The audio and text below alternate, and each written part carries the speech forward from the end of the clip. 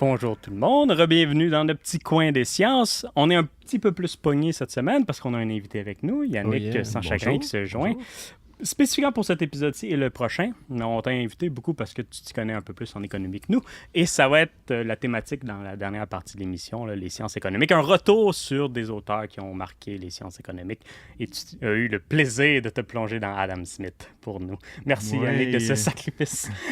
Je dirais pas que ça fait plaisir, mais ça fait plaisir d'être invité à votre podcast, que j'aime beaucoup. Bonjour Carl. Hey, salut Yannick. Ça fait un petit bout, tout se passe bien toujours de ton côté? Ça va dans le déménagement, trouver un logement à Hamilton, rencontrer mon superviseur à McMaster, que des belles choses. On s'en va vers une autre couple d'années de recherche et de frivolité académique. Ouais, Yannick, t'es un peu dans la même situation que Carl. Tu commences toi aussi. Oui, je vais commencer mon doctorat en septembre. Où ça? À l'UQAT, l'Université du Québec en Abitibi-Témiscamingue. Oui. Mais le programme, c'est en sciences de l'éducation et chapeauté par le réseau des universités du Québec. Donc, les cours sont à Montréal, à l'UQAM. Nice. Et j'habite à Montréal en ce moment. Donc, contrairement à toi, j'ai pas... pas de déménagement. Exactement, à l'autre bout. On a des bons sujets aujourd'hui, deux principaux. Après, on va parler des sciences économiques. Le premier, on va suivre la situation, un peu ce qui se passe aux États-Unis. Ça nous touche aussi. Il y a eu une excellente entrevue du directeur de l'UDM à Radio-Canada. On l'a tous écouté, puis on veut revenir sur certains points qui ont été dits qui, je pense, méritent d'être approfondis. Harvard continue à résister. L'administration américaine continue à attaquer. Ouais. C'est un peu la situation, et je pense que ça va être ça pendant 4 ans de temps. Ouais, ça va être le fun. Mais Harvard résiste. C'est surprenant ou non, selon vous, qu'une administration américaine telle que Harvard, qui va perdre des milliards de dollars dans cette résistance? Au début, j'étais un peu surpris. Mais je pense que ça a quand même du sens parce que, comme c'est une attaque globale sur toutes les universités, comme quand j'ai vu, en fait, Columbia au début, comme accepter toutes les requêtes de l'administration Trump, je me suis dit, bon, OK, comme il n'y aura pas de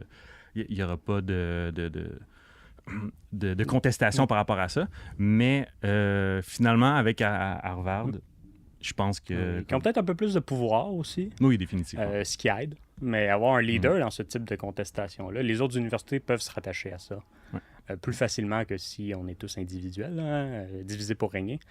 Une chance que l'administration américaine n'est pas capable de comprendre ça et pas capable de sélectionner un à un les universités. On leur dira pas de trucs sur comment, non, c'est ça. comment gérer. Mais... Je suis pas sûr qu'ils sont intéressés à un podcast qui traite de sciences. En français. En français. Mais non, je suis pas surpris. Je suis content, mais pas surpris. J'étais bien plus surpris de Columbia qui a automatiquement abandonné, puis on a tout vécu un moment, je crois, d'angoisse et d'incompréhension vis-à-vis une institution aussi importante. On en a parlé, je pense, dans le dernier épisode. Là, c'est une des plus grosses presses universitaires au monde, puis on a tout fait « Wow!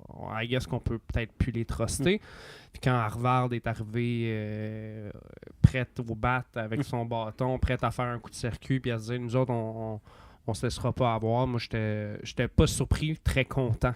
Très, ouais. Et pour rajouter une nouvelle que j'ai vue ce matin même, Donald Trump menace encore l'Université de Columbia de leur couper le financement. Donc, peut-être qu'ils vont changer leur fusil d'épaule puis commencer à mettre un genou à terre n'est peut-être pas la solution avec lui. Non, définitivement pas, parce qu'il va toujours en demander. Oui, puis il est bon pour taper sur le monde qui est déjà à terre. C'est pas... c'est plus facile. Hein? Mm-hmm. Un des points que le recteur disait, puis c'est excessivement vrai, c'est que l'impact que ça a sur le monde universitaire canadien est similaire à l'impact économique que les tarifs ont. Dans le sens que si tout le réseau universitaire américain est impacté, ben, ça va avoir une répercussion. Il y a des financements qu'on va chercher aux États-Unis, plus pour les chercheurs ou les labos directement, plus que les universités, mais c'est quand même un peu d'argent. Puis à un niveau de chercheur, ça a un impact énorme, là, se faire couper juste pour un chercheur, si tu coupes 20 000 par année, c'est une fin de exact. Ben, fin de non-recevoir dans certains cas. C'est ça. Moi, je pense que c'est ça qui était... ça a été rapidement dit dans son entrevue, mais je pense que c'est ça qui est le plus intense. On se dit, OK, bon, c'était quoi, 60 millions sur 1,2 Oui, dans milliard, pour je la pense. santé qu'il a donné comme exemple. Exact. Mais 60 millions, fine, ça sonne pas beaucoup sur 1,2 milliard, mais un chercheur qui perd 10 000 c'est c'est beaucoup. énorme. C'est énormément de temps de travail qu'il fait, je pourrais pas... C'est du temps que je peux pas passer en labo, c'est du temps que je peux pas passer à faire ci, à faire ça. Fait que c'est vraiment l'impact individuel de chaque chercheur qui est à considérer. C'est ça, c'est majeur. On a des collaborations avec ces chercheurs-là qui, eux, ont perdu leur subvention, ont perdu leur capacité de faire de la recherche. Donc, c'est des réseaux qui ont l'impact, pas juste des groupes individuels qui reçoivent le financement, mais c'est rare, les disciplines. Bon, en anthropologie, on est peut-être un peu plus seul, mais bien des disciplines, en santé particulièrement, c'est des grands travaux d'équipe. En physique, dans bien d'autres disciplines, c'est des grands groupes. Donc, s'il y en a juste un qui va avoir un impact, ben, ça a une répercussion négative sur l'ensemble. Exact. Puis tu sais, moi, ce que j'ai trouvé très... Tu sais, qui va avoir un impact économique aussi sur les universités aux États-Unis, mais c'est... je sais pas pour vous, mais moi, dans mon cercle de gens que je connais, peu importe le domaine, peu importe le département universitaire, je connais personne cette année dans mon environnement, autant à mon département que les autres, qui a appliqué aux États-Unis pour une université. Ça, c'est... Personne. On voit plus ça. Personne. On a tous considéré et on a tous fait non, je prends pas la chance. Et on a tous bien fait parce qu'on a reçu nos réponses avant que tout ce fiasco-là arrive. Fait qu'avoir appliqué, avoir été accepté, avoir décidé d'aller là et refuser d'autres offres, on aurait été surtout pris au dépourvu. Tu reçois une invitation de Harvard, c'est chiant à perdre. Ben, chiant à perdre. C'est une déception d'une vie. et c'est ça, comme si tu reçois une invitation de Harvard, comme évidemment, tu l'acceptes et après, tu te retrouves dans cette situation-là où tu as refusé les autres offres universitaires. Exact. Et que là, tu peux te faire refuser finalement ton entrée à Harvard. Oui, c'est le visa dans ce cas-ci qui pourrait être refusé, mais c'est excessivement important. Non, définitivement. Donc, ça crée du stress. Déjà là, du stress, surtout pour les doctorants. C'est pas de ça qui manque à la base. Oui, puis bon, à plus petite échelle, mais ça a un impact économique aussi sur les étudiants parce que je sais pas, pour ceux à la maison, je sais pas si vous le savez, mais appliquer pour des universités, ben ça coûte 100, 200 $. Surtout aux États-Unis, parce qu'il faut que tu fasses des tests. C'est encore plus cher, tu as des tests à faire. Fait un étudiant qui a appliqué à plusieurs universités aux États-Unis, qui a mis, disons, 1000, 2000 $ dans des applications, dans des tests à faire, des trucs, et là, qui se voit interrompu. C'est ça, qui se voit accepter. Accepté et ensuite interrompu, ben, c'est avoir pris 2000 $ et l'avoir mis à la poubelle. Du temps. Pour du monde qui... Du stress aussi. Oui, ben, beaucoup de temps, beaucoup de stress, mais aussi, on se le cachera pas, être étudiant, c'est demandant en temps, en énergie, puis c'est pas tout le monde qui a la capacité et la possibilité de travailler en même temps que faire une maîtrise ou de préparer un doc, puis... Parce que pour rentrer dans des grosses universités, tu peux pas avoir un job temps plein. Oui. Puis ça, c'est l'avantage, c'est les étudiants internationaux. Dans les grandes universités américaines, ils se font tout payer. Ouais. Et ils ont un prix, souvent, ils ont 20 000 $ ou 30 000 $. Des fois, c'est en travail, des fois, c'est en bourse. Ça dépend des universités. Mais souvent, tu as un support économique fourni et ils payent les frais de scolarité. Pour les étudiants internationaux, pas pour les étudiants américains. Non. Ça, c'est... si on était américain, on pourrait critiquer ça. Oui. Mais bref, c'est une carrière, c'est une vie qui peut être chamboulée pour des niaiseries. Là. Ah ouais. Un chercheur québécois qui va à Harvard, qui travaille en médecine. Ça n'a rien à voir avec tout ce que Trump en veut envers les universités. Mais il va avoir l'impact. Quand même le prix. Ouais. Ben oui, t'en payes le prix. Puis déjà, là, les raisons qui poussent à ça, on pourrait déjà là être très critiques. Mais même ceux qui n'ont rien à voir, que leurs recherches sont même en ligne avec l'administration américaine, vont subir les conséquences. Ce qui ne fait vraiment pas de sens. Un point qui ressortait de l'entrevue avec le recteur, il a abordé, nous on pourrait prendre un peu plus le temps, l'une des raisons qui pousse surtout ces milieux-ci aux États-Unis à attaquer les universités, ça serait qu'on serait atteint d'un certain virus qu'on appelle le wokisme. J'ai bien aimé sa réponse. Hein. Il a un peu écarté ça en disant que finalement, à l'Université de Montréal, il n'y en voyait pas. C'était pas un grave problème. C'est plus l'autocensure ou la censure. Oui, mais on peut quand même en discuter. Est-ce que vous en voyez, est-ce réellement un problème, le wokisme? On va le définir, on ne fait pas comme certains, juste en disant « Ah, on ne peut pas le définir, on ne va pas en parler ». Si on le définit comme étant justement la culture de la censure, dans le sens où on empêche des gens de parler, de faire des conférences, on empêche des professeurs de parler de sujets dans des cours, à cause, et dans ce cas-ci pour le wokisme, ça serait pour des raisons, par exemple, de race, d'identité sexuelle, de couleur de peau. Il y a d'autres manières de censurer. C'est comme ça que tu le définirais, toi?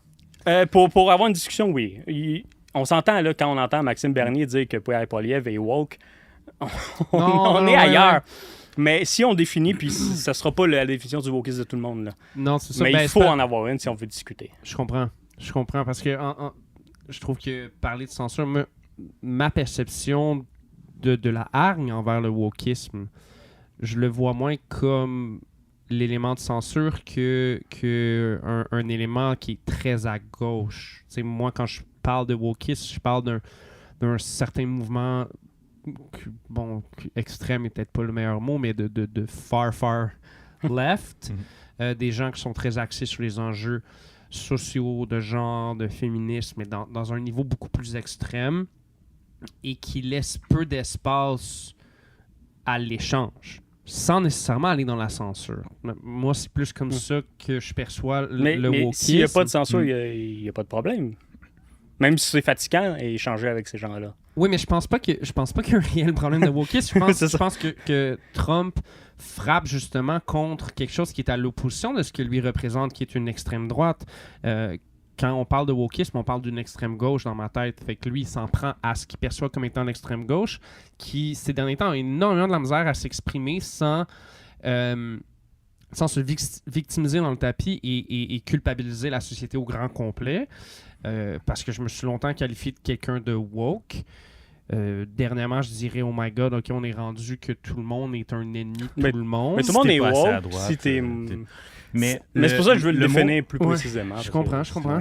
Mais ma perception du wokisme va un peu dans ton sens, Michael, dans le sens où, en fait, c'est moins sa définition qui importe, mais plus son utilisation qui est un outil politique pour délégitimer et attaquer tout ce qui est trop à gauche dans ta perception des choses. Donc, pour moi, c'est plus un instrument politique qu'un réel mouvement. C'est que si on joue le jeu, si on dit, OK, il y a un problème affilié avec ce groupe-là, c'est que ce groupe-là nuit à la liberté académique.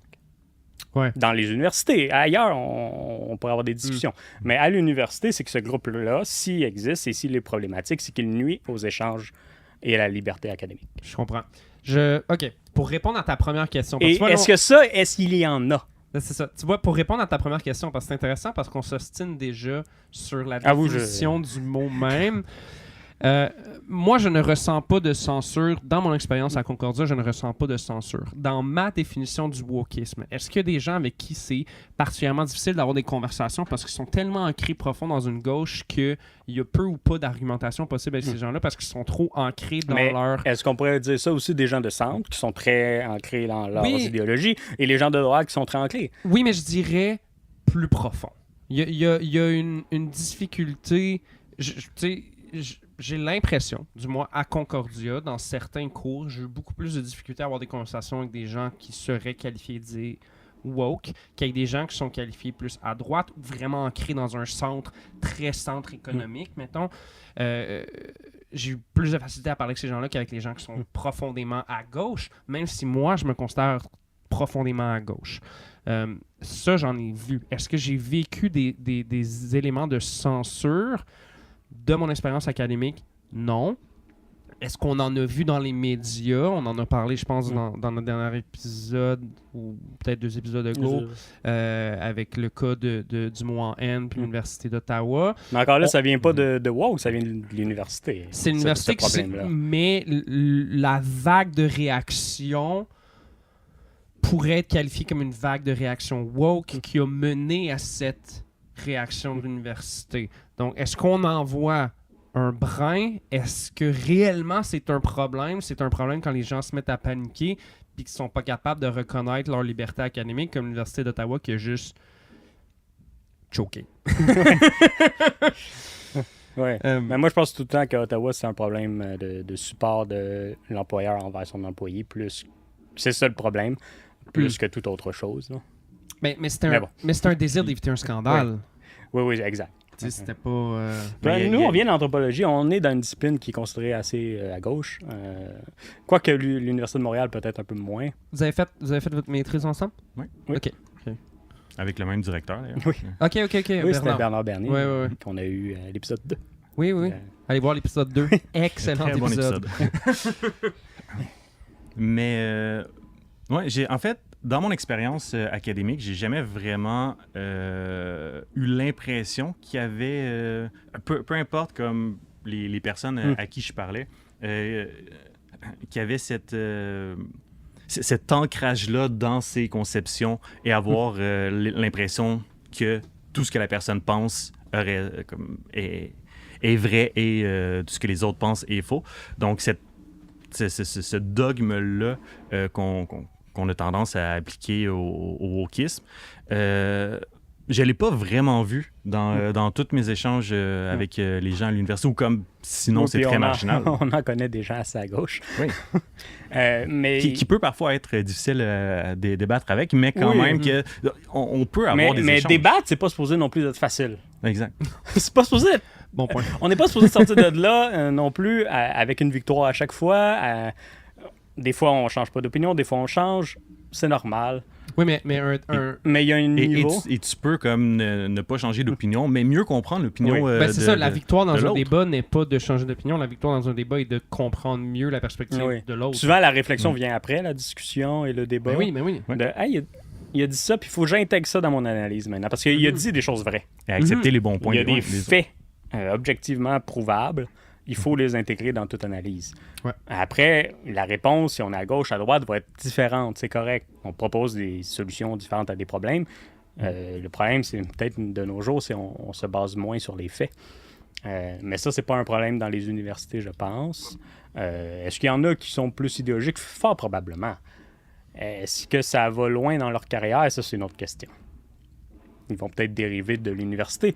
Parce qu'au nombre d'étapes, juste la révision pour les articles, qui est la mesure maître là, pour les carrières et les promotions, faut que tu passes par un système de révision par les pairs qui est anonyme. Donc, on ne sait pas qui on corrige et on ne sait pas qui nous corrige. C'est très rough, ces processus-là. Puis on se fait questionner sur l'entièreté des mots qui sont choisis quasiment. Donc, si tu te mets à faire de l'idéologie, ton article, là, il passera sûrement pas. Les chroniques d'opinion du Journal de Montréal, jamais ça ne passerait dans un journal académique. Mais non. Jamais.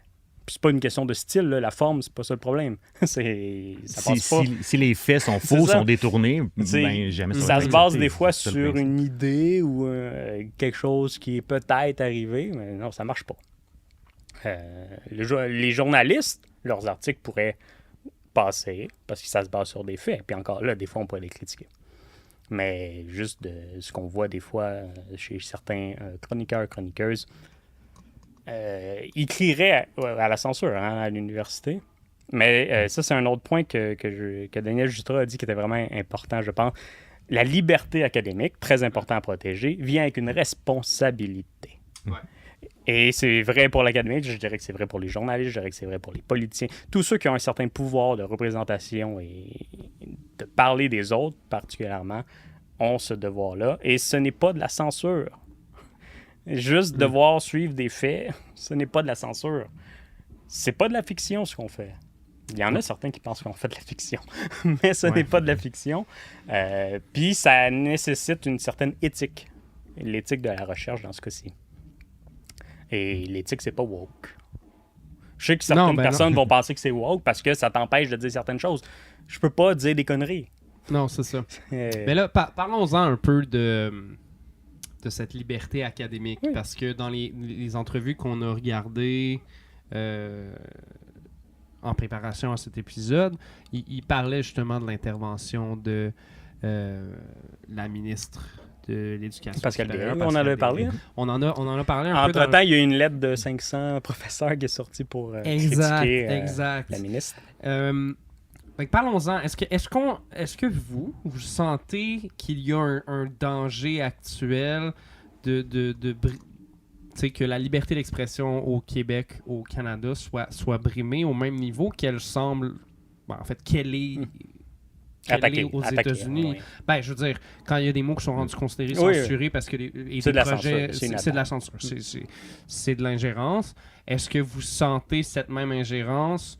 Et bon, je pense que j'ai eu une opinion assez ferme par rapport à Pascal Derry dans le dernier épisode quand on en a parlé. Je criais à outrance, dirais-je. Mais qu'est-ce que vous en pensez, vous, des commentaires qu'elle a fait, de son implication? Et est-ce qu'on est censuré au Québec, au Canada? Je pense qu'on s'en va vers ça. Qu'est-ce que vous en pensez? Parce que le point de référence que tu as donné, c'est les États-Unis. Oui. Donc, Puis, comparé aux États-Unis. Je suis d'accord avec non. le recteur parce que lui aussi, il dit c'est pas comparable. Ouais, il n'y a rien de exactement. comparable. On est dans deux mondes différents. C'est pas du tout la même chose. Mais il faut quand même admettre qu'il y a quand même une ingérence de sa part, une tentative. Je ne sais pas ce que ça a donné, en fait. Si, ça n'a pas donné grand-chose parce qu'il y a eu une résistance. Ouais, c'est ça. Tout le Exactement, monde, la résistance a il y a une fonctionné. grosse levée de bouclier et pour le mieux. Puis elle n'a pas récidivé, donc ça, c'est déjà bravo. Là, mais elle a fait une erreur, elle n'a pas continué comme Non, c'est ça. Et elle a menacé aucune institution. Exact. Donc déjà là, on n'est pas dans les privée. mêmes niveaux. On voit, puis c'est peut-être aussi une erreur pas de bonne foi. C'est une erreur, point. Oui. Mais C'est de l'ingérence pareil à cause des gestes qu'elle a posés, mais peut-être que c'était juste une erreur de sa part.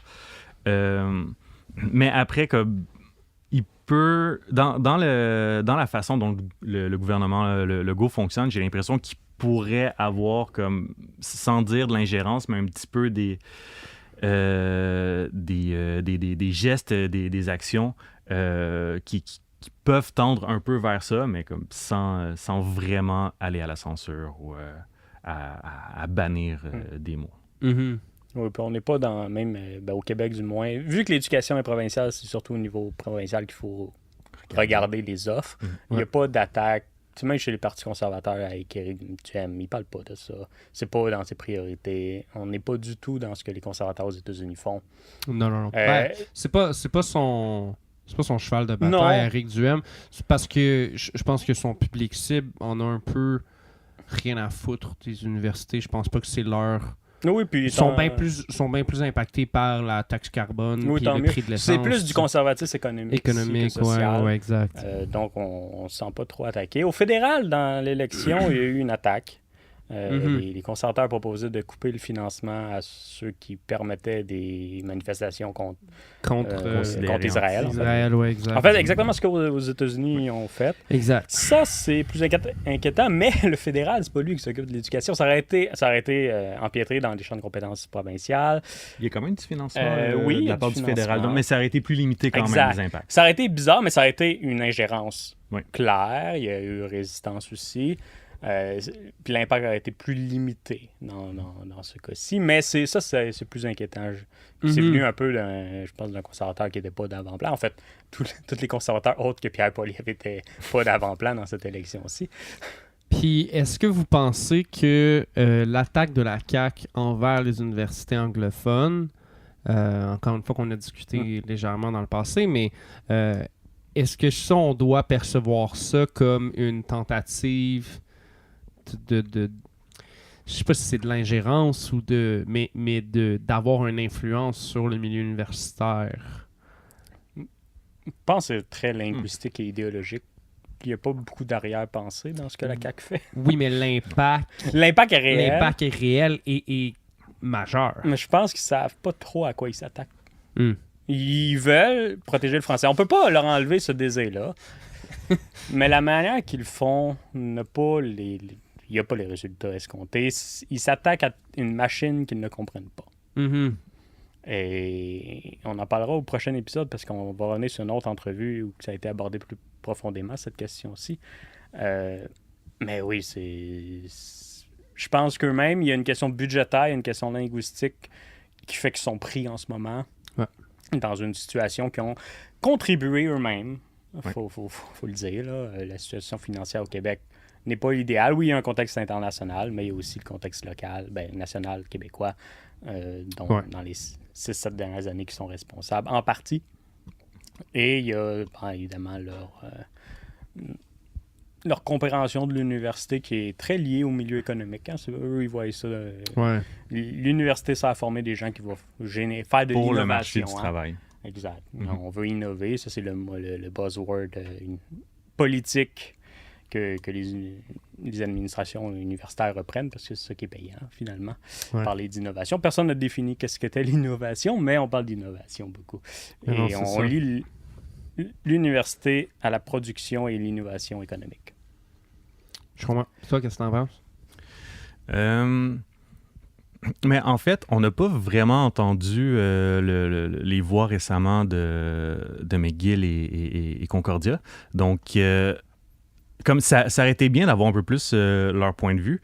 Mais la question linguistique, clairement, vu que c'est des universités anglophones, donc clairement que la question linguistique est très liée à ça.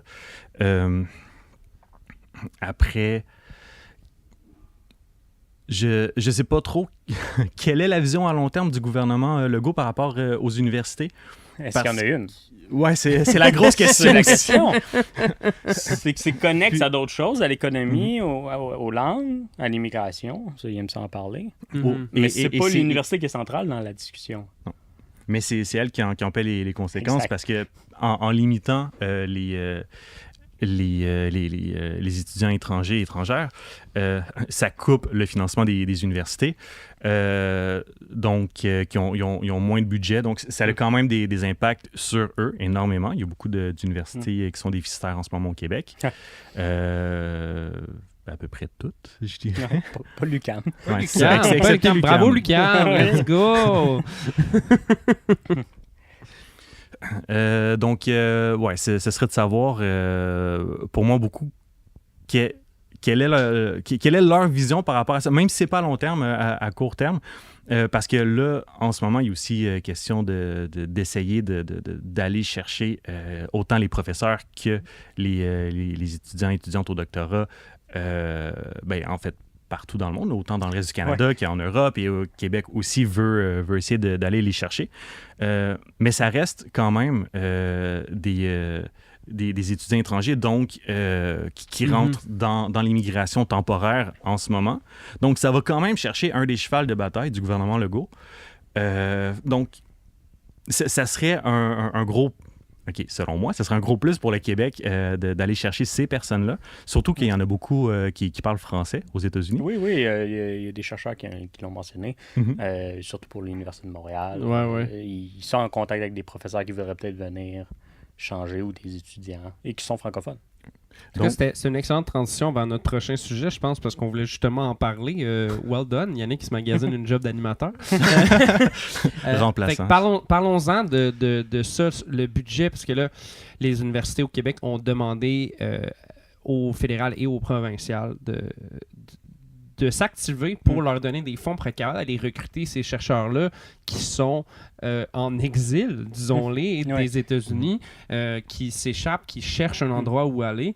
On n'est peut-être pas encore rendu à un point comme on était à la Seconde Guerre mondiale. Non, mais c'est intéressant Mettons de pas dire, ça à ce niveau-là. mais c'est intéressant de dire que plusieurs personnes mentionnent des similitudes. Je veux dire, puis c'est peut-être... Oui, c'est peut-être une un exagération. peu trop connaître l'histoire, parce que oui, exact. On sait que l'histoire se répète, mais jamais de la même façon non plus. Exact. Et le contexte est différent, etc., etc. Mais n'empêche, c'est ça. Parlons-en de nos universités qui cherchent à aller recruter ces chercheurs clés, parce que les meilleurs chercheurs du monde se trouvent en grande majorité aux États-Unis. Parce que c'est là que l'argent est, c'est là que le budget est, c'est là que...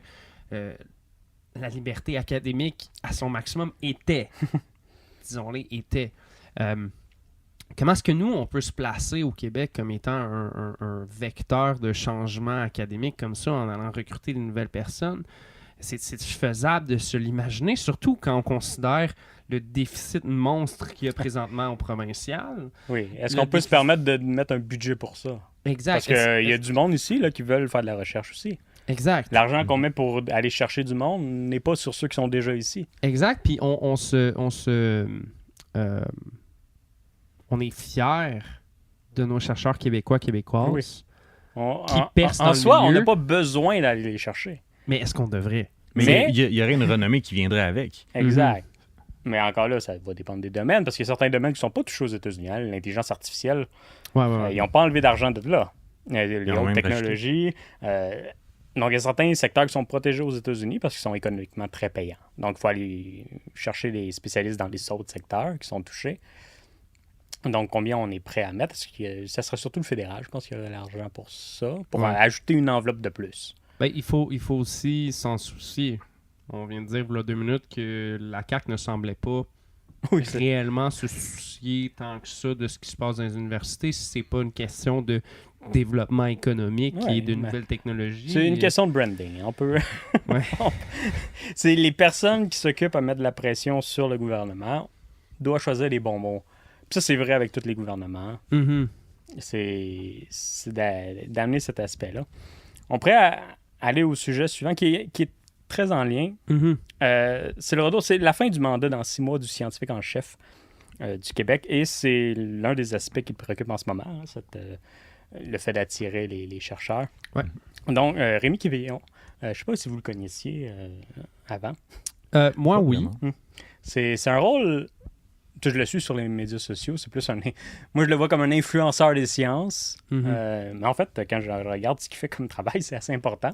Ouais. Un, c'est le PDG du Fonds de recherche du Québec. Déjà là, on est dans un travail plus qu'important. Très important. Il fait de la diplomatie scientifique. Il est directement en contact avec le ministre de l'Économie et le Conseil des ministres en général. Donc, c'est un peu la voix des sciences dans le Conseil. S'il pourrait avoir plus de place, je pense qu'on pourrait dire que oui. Mais il est important et il met de la pression lui aussi pour aller chercher ces chercheurs-là qui pourraient vouloir un peu plus de liberté dans leur recherche, un peu plus de stabilité économique. Exact. Car c'est un peu ça le problème aux États-Unis, c'est cette stabilité qu'il n'y a pas en ce moment. Exact. Donc, aller chercher, il donnait l'exemple en entrevue de ceux qui travaillent sur les vaccins ARN. On voit avec le département de la santé qui ne sont pas trop dans ce type de recherche. Donc, on pourrait aller chercher des gens dans des milieux ultra importants qui devraient, en théorie, ne pas être touchés aux États-Unis, mais qui le sont pour des raisons idéologiques. Mais on pourrait aller les chercher.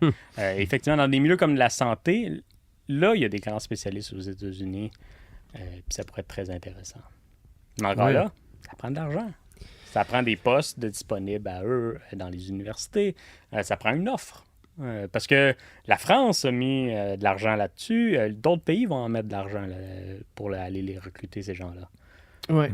Non, définitivement. Puis, mais encore une fois, tu sais, ça nous ramène à la question, est-ce qu'on a l'argent, est-ce qu'on a les sous, est-ce qu'on est capable de le faire, puis est-ce que ça vaut la peine de le faire, considérant qu'on a déjà des excellents chercheurs ici qui font un excellent travail. Puis en même temps, bon, là, c'est le départ de Rémi Quirion. Puis là, peut-être que tu en connais plus sur le chercheur en chef du Québec que moi. Moi, tu sais, je savais qui c'était parce que, il y a quelques années, il avait fait un excellent communiqué sur le devoir des chercheurs à mieux communiquer l'information au public et de rapprocher la science avec le public. Puis, oui, et il le fait de plusieurs façons. Il y a des projets assez concrets qui sont oui, exact. par lui. Puis il parlait beaucoup des médias sociaux. Moi, j'ai une collègue à Concordia que je connais peu, qui est au doctorat dans mon département. Je m'excuse, son nom m'échappe, là, mais qui travaille beaucoup sur comment est-ce que les chercheurs peuvent propager leur recherche sur les médias sociaux, puis ces trucs-là. Se servir d'Instagram puis de Facebook pour communiquer ses recherches et ces affaires-là. Puis justement, c'est quelque chose que lui il avait parlé, puis ça fait un peu partie de ce qu'on cherche à faire avec le podcast. Ce qu'on fait en ce moment. Ce qu'on fait live, autant avec la Science des sciences que le Coin des sciences, ta gestion de notre page Instagram, les Reels. Si on peut appeler ça une gestion. Ouais, mais on apprend. Gestion on en est temps pas- partiel. Oui, mais ça fait partie justement de ce que Rémi Quirion essayait d'expliquer De promouvoir. dans son communiqué, de promouvoir. C'est OK, ces approches-là là, de créer des Reels, de se servir des médias sociaux pour communiquer notre information adéquatement, c'est un nouvel apprentissage qu'on doit faire. Et nous, on est de très jeunes chercheurs, entre guillemets, on se le cachera pas, et on trouve ça difficile. Fait qu'on peut s'imaginer pour un professeur en neurosciences de 70 ans que c'est peut-être compliqué à aller sur Instagram. Mais c'est ce genre d'expert qu'on a veut besoin, exact. entendre. Puis, Mais bon, un communiqué, c'est une belle chose. Puis là c'est là où est-ce que je m'en vais avec mes questions. Peut-être que tu en sais plus que moi là-dessus, mais ce scientifique en chef là, c'est cool ce qu'il fait. C'est beau, c'est un beau communiqué. Mais est-ce que, quand on parle d'économie et de finances, est-ce qu'il y a des moyens, lui, pour promouvoir ces choses-là? Est-ce que c'est un beau titre? Est-ce que c'est un beau porte-parole? Quelqu'un qui paraît bien sur la place publique et qui est capable de dire, bon, ben nous, on a besoin de faire ça, on a besoin de faire ça. Mais est-ce que les ambitions, est-ce qu'il y a les moyens de ces ambitions? En fait, vu qu'il est PDG du Fonds de recherche du Québec, il y a des subventions qui sont offertes au Québec. C'est offert à tous. Mais c'est un concours. Hein? C'est tout le temps un concours. Il faut que tu appliques. Il y a des critères. Moi, quand j'avais appliqué, je ne remplissais pas les critères. Donc, je n'ai pas appliqué. Puis c'est souvent ça. Hein? On tombe tout le temps dans les cracks. Qu'est-ce qui te manquait? Être québécois. Habiter au Québec. Ouais. Ah, d'accord. T'as Puis, appliqué maintenant. Souvent, pour ce type de subvention, et c'est même pour le fédéral, il faut être attaché déjà à un groupe de recherche, il faut déjà avoir des subventions. Souvent. Tu vois, Ça, c'est un problème, c'est que les subventions, c'est faut que tu aies le financement déjà de quelqu'un. Ça, c'est ridicule. Tu vois, c'est un des critères qui nous élimine de beaucoup de subventions puis qui empêche à beaucoup de chercheurs prometteurs de si t'es pas chapeauté par un groupe de recherche qui est déjà subventionné, tu peux pas avoir accès à des subventions. Ce qui fait créer de la nouveauté, c'est difficile dans ce contexte. Et ce qui fait juste concentrer le financement sur comme... Je veux pas dire quelques recherches, parce que c'est pas comme 5 recherches, c'en est plusieurs, mais sur une petite quantité versus toutes les recherches qui se font au Québec. Mais ça reste quelques recherches dans le vaste océan de recherche qui existe en ce moment. Ouais. Mais tu sais, ce problème-là est vrai pour ce type de produit-là, c'est vrai pour la recherche en général. Ouais. C'est compliqué, là, faire les subventions de recherche, ça prend du temps. Il faut connaître les codes. Ouais. C'est un art. Oui, c'est ça, c'est un art en soi. C'est beaucoup de temps qui est... C'est de la paperasse, c'est de la bureaucratie. Hein? C'est remplir tel papier, remplir tel papier. Les demandes de subvention, c'est des heures et des heures et des heures. Et puis ça, c'est par-dessus d'autres paperasses. Donc, les gens sont... Quand on parlait de difficulté d'être sur les réseaux sociaux, c'est beaucoup le temps qui manque. Ouais. Parce qu'on fait toute la paperasse autour. C'est un bon point, hein? Puis ça, c'est... Les plus vieux professeurs vous en parleront. La bureaucratie ne fait qu'augmenter dans les 50 dernières années. Ça, c'est vrai pour l'éducation, c'est vrai pour la santé, on s'en rend compte. Ouais. C'est vrai dans d'autres milieux. Je sais que les gens en agriculture, faire des subventions auprès du gouvernement, c'est compliqué. Il y a 1 million de critères qui s'ajoutent, puis qui ne s'enlèvent jamais. C'est la même chose en construction. Partout, c'est la même chose. C'est la même chose en éducation aussi qu'on a. Il n'y a pas de ménage vraiment qui est fait. Il n'y a pas de manière... On peut-tu repenser le tout, le parcours de la subvention, au départ jusqu'à la réception, il faut repenser ça. Ça, il n'y a jamais eu ça. Mais habituellement, c'est souvent des critères, on divise un peu, mais j'ai l'impression que c'est souvent des critères où une pensée, en fait, top-down. Donc, il y a de l'administratif, du bailleur de fonds jusqu'à la personne qui va en profiter et jamais, c'est jamais l'inverse, ce processus-là dont tu parles, de dire, bon, mais c'est comme, qu'est-ce que cette personne-là doit faire pour y avoir accès? Ben, je pense que les chercheurs, les professeurs ont quand même une responsabilité. Parce que quand on fait les demandes d'application, que ce soit au Fonds de recherche du Québec ou le fédéral, ce sont des professeurs qui jugent aussi. Ouais. Ce sont des gens de l'académique qui sont embauchés par ces fonds de recherche-là. Ce sont quand même du monde à un niveau modéré qui peut avoir un impact. Oui, ça c'est l'Amérique du Nord, là, puis l'Europe aussi. C'est assez top-down comme façon de gérer. Ça vient des entreprises. On pourrait parler des théories de gestion éventuellement. Ouais. Mais ça, c'est autre chose. Mais on est dans cette mentalité-là, mais on a quand même un peu plus de pouvoir, je pense, dans l'académie que dans d'autres milieux. La construction, tu verras pas un contremaître là, avoir un impact sur comment marche la manière de faire une rue. Là. C'est pas comme ça que ça marche. Alors que nous, on a peut-être un petit peu plus de marge de manœuvre. Oui, mais encore une fois, c'est du temps, puis si on passe notre temps à remplir de la documentation pour être capable de se verser un salaire par rapport à nos recherches, on n'est pas en train d'essayer de créer des changements. Il y a un manque de temps. Cercle vicieux. Cercle vicieux on est pris dans une bureaucratie incessante qui nous empêche de prendre des initiatives. Si on n'a pas le temps de faire de l'Instagram pour mieux communiquer nos recherches au grand public puis essayer de vulgariser notre travail, on n'a clairement pas le temps d'aller innover le système en entier. À moins que ça soit le sujet principal de notre recherche. Ce qui est le fun, c'est qu'on soit financé pour ça. Et qu'on soit financé pour le faire. Ce qui est le fun, c'est qu'on n'est pas seul non plus. Une personne n'a pas à tout faire. Non. Il y a une répartition. Puis les départements, des fois, font bien ça. Toi, tu vas aller dans tel type de réunion, tu vas t'occuper de ça. Il y en a qui font mieux que ça. Il faut qu'il y ait un travail d'équipe. Mais il faut que ce soit des groupes qui s'occupent de ça. Pour mieux diviser la tâche, se spécialiser et amener plus de changements. Parce que si individuellement, chacun de nos côtés, on n'y arrivera jamais. Ben non. Donc, je pense qu'on a bien discuté. On peut passer à notre étape plus scientifique. Exact, ben c'est ça que je viens de faire, vérifier le temps, donc on serait rendu là. Parfait, on est à combien de temps? 46. Parfait. On va tourner cette semaine, on quitte un peu les sciences naturelles. On va aller dans un autre milieu complètement, les sciences économiques. C'est difficile de choisir un auteur, puis dans les sciences, dans ces milieux-là, c'est plus difficile d'en choisir un là, qui a eu un impact majeur et qui a tout changé. Donc j'en ai choisi deux. Les deux qui ont influencé les systèmes économiques les plus importants, le capitaliste et le communiste, donc Adam Smith et Karl Marx.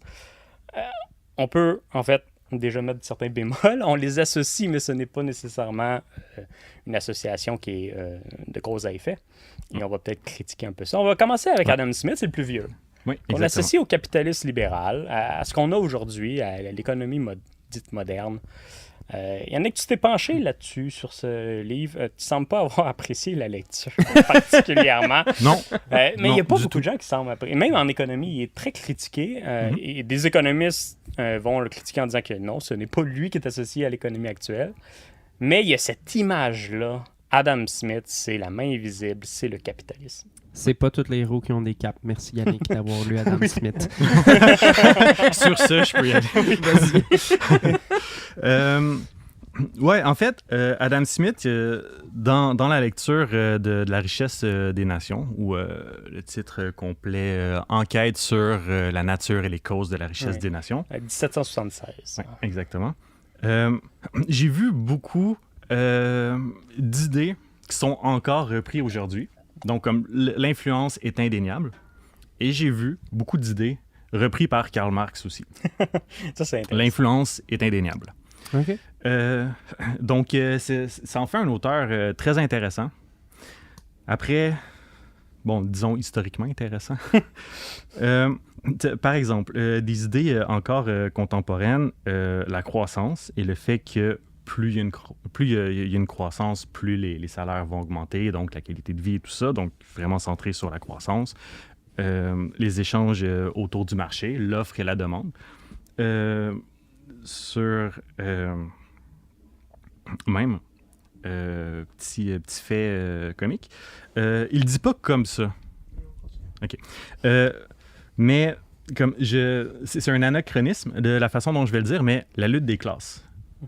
Parce qu'il parle du salaire des employés et le profit ils les appellent les maîtres, mais les patrons, les personnes qui investissent, les capitalistes, finalement.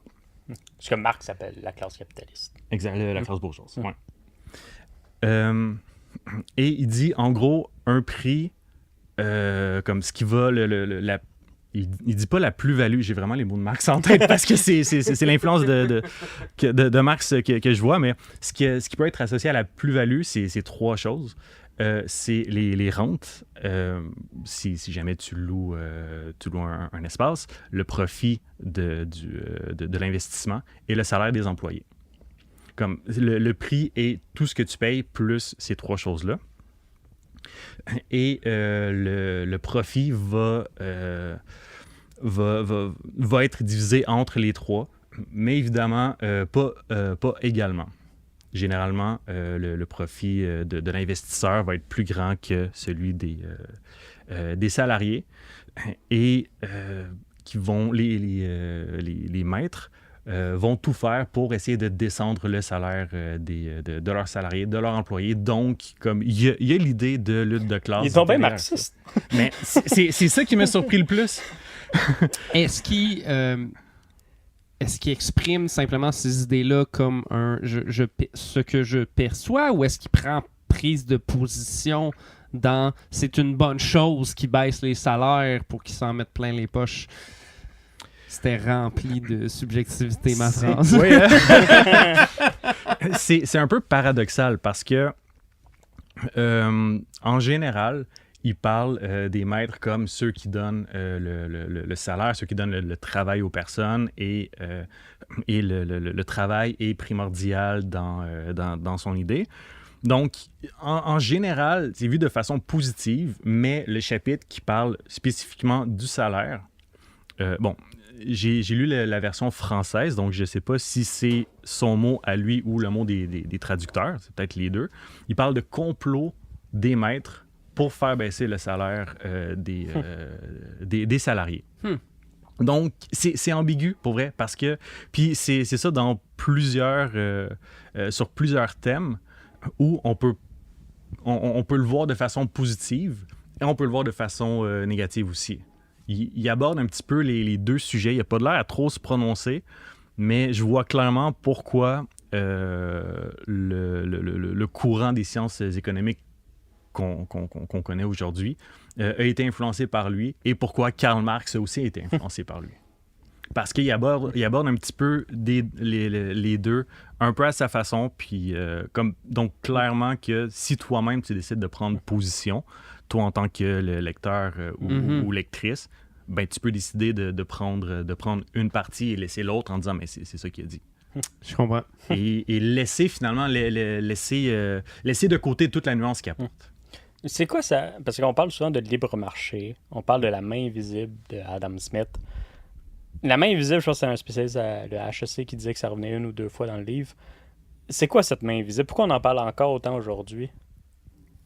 Je sais pas, mais c'est une expression qu'Adam Smith a utilisée en fait 3 fois dans toute son œuvre. 3 fois, ok. Ouais.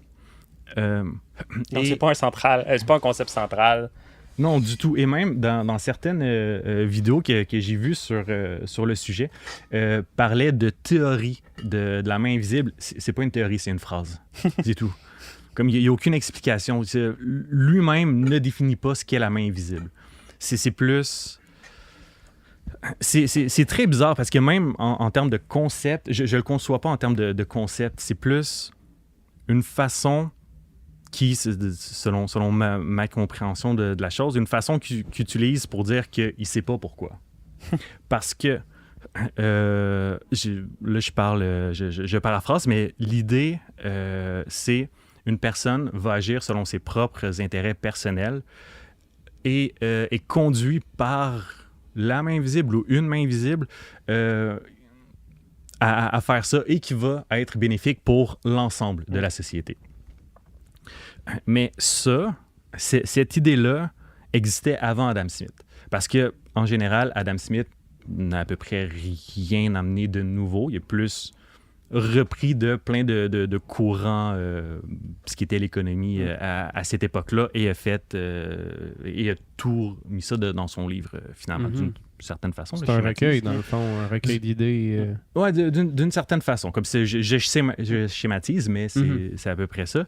Et cette idée-là vient de Bernard Mandeville.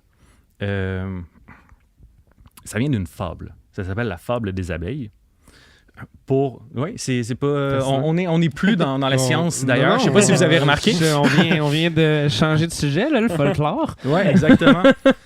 Où sa fable, ce qu'elle dit, c'est que, il y a une ruche florissante, qui est très, très fonctionnelle, avec les abeilles riches, aristocratiques et tout ça, qui vont, grâce à l'opulence, à leur goût du luxe et comme finalement, ce qu'on pourrait dire dans nos mots d'aujourd'hui, à la consommation extravagante d'à peu près tout ce qui se peut, va donner des emplois aux abeilles les plus pauvres, ce qui fait que leurs envies égoïstes vont être bénéfiques à toute la société parce que grâce à l'emploi que ça crée, ça va faire prospérer la ruche. Wow. Et c'est ça, d'une certaine façon, qu'Adam Smith reprend dans son idée. Et évidemment, ça ne peut pas être explicable parce que c'est une fable. Ouais. Donc, c'est juste, pour moi, c'est juste une façon de légitimer une certaine vision des choses. Parce que j'ai l'impression que c'est juste ça de dire que les riches ont le droit d'être égoïstes, de penser à leur propre bonheur, leur propre richesse et tout ça, parce que ça va être bon d'une façon ou d'une autre à toute la société. Parce qu'ultimement, on pourrait avoir la même idée envers tous les autres systèmes économiques qu'il y a eu. Mm-hmm. On parle d'un roi dans un système au Moyen-Âge, il est égoïste, il pense à lui, il va créer de la richesse parce qu'il veut manger, il veut s'empiffrer, donc c'est sûr qu'il va avoir un boulanger, il va avoir un pâtissier, ça va créer de l'emploi, mais c'est le même type de logique avec tout. Oui, c'est ça, exactement. D'un coup, qu'il y a des dominants, on légitimise la dominance en disant les dominants, par leur existence, par leur consommation, ils font vivre le monde. Donc, ils sont corrects. On n'a pas besoin de questionner ça. Et ça, c'est présenté d'une façon un peu universelle, alors que ce qui... Ouais, je peux pas dire que ça m'a frappé parce que je m'en doutais un petit peu. mais on est à cette époque-là. Ouais.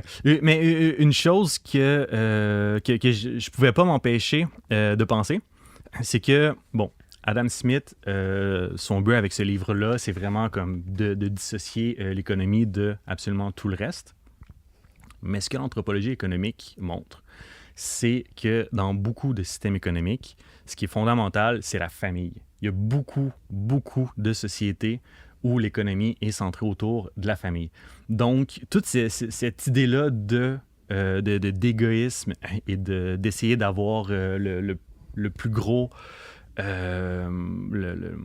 le plus gros avantage dans une transaction n'existe pas parce que généralement, tu fais affaire avec les membres de ta famille, les personnes que tu aimes. Mm-hmm. Donc, c'est pas un concept qui est universel. Alors que lui, c'est présenté un peu de cette façon-là. Et pour revenir un petit peu à ta question du libre marché, ça, c'est un autre des paradoxes d'Adam Smith. Dans son mythe du troc, parce que c'est vraiment, encore une fois, c'est un mythe, on n'est pas du tout dans la science, il montre, ça montre l'évolution des échanges vers la monnaie qui est supposée être le summum pour pouvoir échanger de façon le plus efficace. Et il dit qu'il y avait une sorte de... Il ne dit pas dans ces mots-là, mais une sorte de proto-monnaie qui existait comme un métal, généralement l'argent qui était utilisé pour faire les échanges avec un poids. Et tout ça, évidemment, ça sort du marché, mais il y avait beaucoup de fraude. Et l'État est venu pour réglementer et comme pour battre la monnaie, pour éviter cette fraude-là. Donc, ça montre que tout ne se résume pas au marché. Il y a l'intervention de l'État pour régulariser les marchés. Régulariser le marché. Mais un peu plus loin, il dit que, inversement, l'État était très bon pour dévaluer la valeur de la monnaie pour essayer d'avoir, d'une certaine façon, de frauder et d'avoir l'ascendant sur des transactions économiques. Donc, comme l'État est comme vu comme stabilisateur du marché et en même temps déstabilisateur du marché, comme en quelques pages de différence. C'est incroyable comment ça nous fait penser à Donald Trump et sa capacité à déstabiliser rapidement un marché qui... Ouais. On peut passer à la deuxième étape, je pense un peu plus rapidement.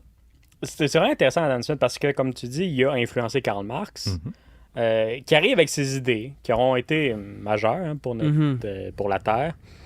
Bon, Adam Smith et toutes ses idées, qui viennent pas juste de lui, ont amené au capitalisme. Et en réponse au capitalisme, Marx écrit en 1867 Le Capital, qui est un livre énorme et, je dirais, assez plate à lire. C'est pas quand même. Et en 3 volumes. Oui, mais là, on va se Mais, concentrer ouais, sur le juste sur le volume 1, Volume un, ouais. que j'ai jamais lu au complet. Hein. J'ai lu des parties, mais c'est pas si agréable à lire, Marx. Il y a des sections intéressantes, mais je veux dire, c'est un livre d'époque. Hein. C'est un peu comme La richesse des nations. Mhm. On se replonge dans une époque et dans une contestation. Mais, comme tu as dit, il y a certaines idées, hein, comme la lutte des classes, qui finalement apparaissaient plus tôt. Ouais. Oui, à ce temps, on parle de lutte des classes, c'est Marx, là, c'est ça qui vient à l'esprit. Mhm. Mais cette idée que il y a une lutte entre une classe dominante, bourgeoise, capitaliste, peu importe comment on l'appelle, et prolétaire. C'est beaucoup plus complexe que ça aujourd'hui. Oui. Ça s'est complexifié. L'économie s'est complexifiée. Ça me fait toujours rire parce qu'on en voit des fois des marxistes orthodoxes. On en voit aussi des capitalistes aussi qui vont penser qu'Adam Smith est un dieu. Ces deux catégories de personnes, j'ai un peu de la misère à les écouter parce que c'est pas la même époque. Exact. Argumenter avec un marxiste contemporain qui pense encore que... Un marxiste orthodoxe. là, Orthodoxe. vraiment. Ouais, qui pense encore qu'on peut appliquer le capital. C'en est. Ben, c'est un peu à revenir avec nos conversations sur le wokisme. Plutôt, c'est comme avoir une conversation avec un mur. Là. Peu importe ce que tu vas dire, il est tellement ancré profond dans une idéologie qui fait malheureusement peu de sens. Mais il y a quand même des idées qui sont intéressantes. Hein? Voir le capital comme c'est un rapport social. Il y a vraiment une lutte. Là. On le voit dans certains cas, c'est même très clair. Surtout là, on voit dans certaines entreprises, les dirigeants qui font 700, 1000 fois le salaire de leurs employés. C'est pas du tout ça à l'époque de Marx. Non. On n'était même pas là. Puis c'était déjà problématique à l'époque. Mais il donne quand même des outils, certaines façons de voir l'économie. Parce qu'il est quand même bon en économie, il ne faut pas non plus lui enlever ça. La question de plus-value, tu en as parlé.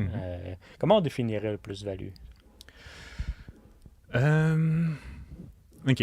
La production vient du travail, mais la production te coûte quelque chose. Ce que tu vends est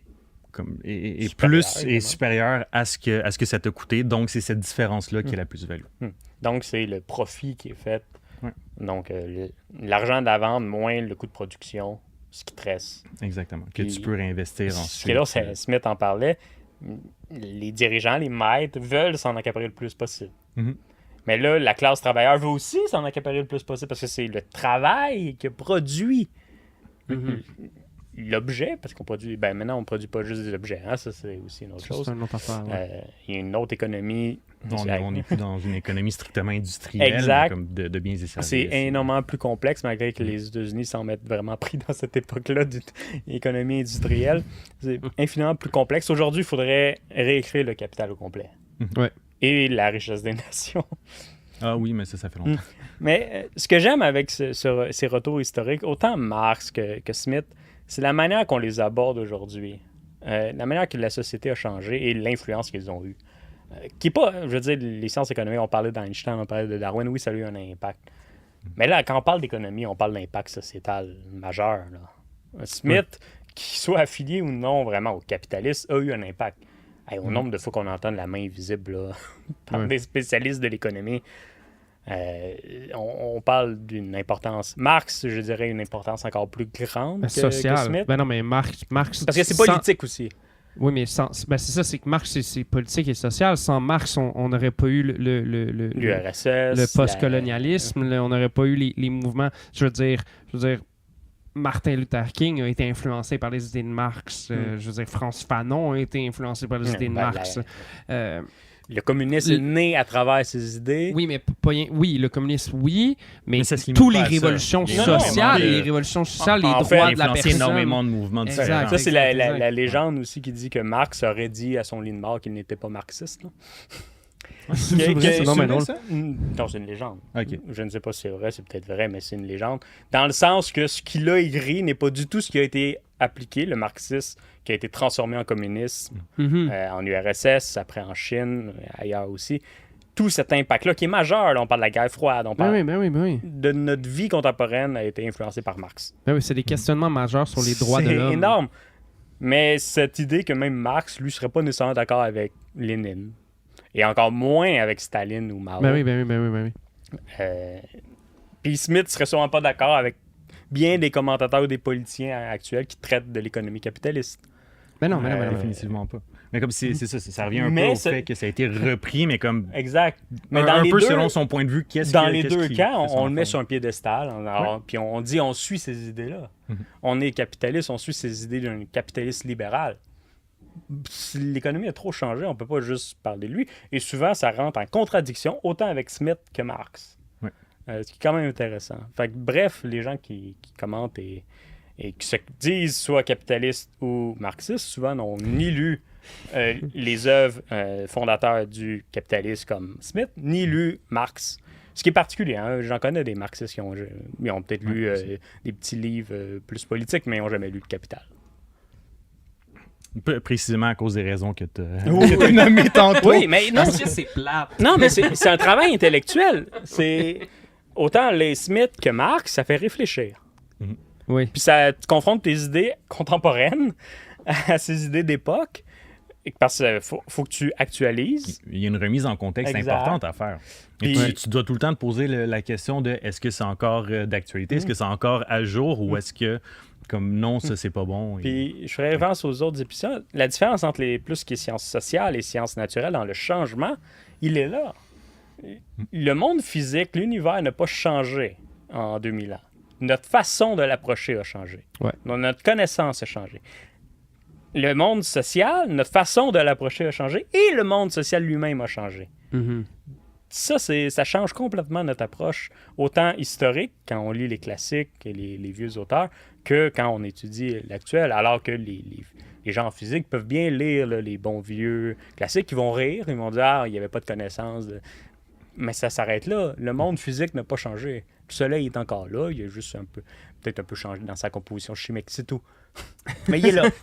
La compréhension sur tel élément comme peut avoir changé Exact. en 100 ans. Mais ça, c'est un changement majeur dans les sciences dites naturelles et sociales, qui fait que quand on les approche, quand on les analyse, on revient à travers, ben, c'est deux manières différentes, à cause de ce rapport historique Mhm. qui est fondamentalement différent. C'est bien dit. Et là-dessus, je pense qu'on peut C'est ça, on finir termine ça là-dessus, hein? notre super épisode sur les sciences C'est une économiques. belle conclusion. Oui, j'espère que vous avez aimé. On va être un peu plus dans les sciences sociales ces prochaines semaines. On va peut-être revenir aux sciences naturelles. Bref, on se déplace, on s'amuse. Mais C'est ça l'important. Oui, c'est ça qui est important. Donc, on vous revoit dans 2 semaines. On va parler de sociologie, de cette fameuse science sociale. Merveilleux. Donc, merci à vous deux d'être ici. Merci à toi. Ça fait plaisir. Et, Merci de m'avoir invité. Oui. Plaisir. Et on se revoit avec vous deux dans 2 semaines. All right. Ça Dans sera-tu 2 pas beau? Et merci, cher public. On se revoit plus tard. Merci. Merci beaucoup. Merci.